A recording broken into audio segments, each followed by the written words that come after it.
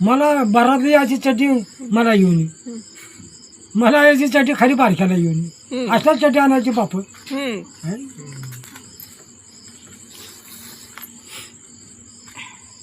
वालय होत्या पांढऱ्या ते काय विचारू नको हा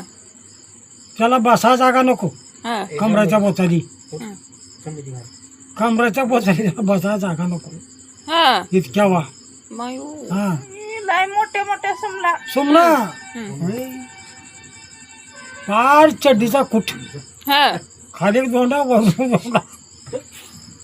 अशी अशी वापा मारायचं तसं हा हा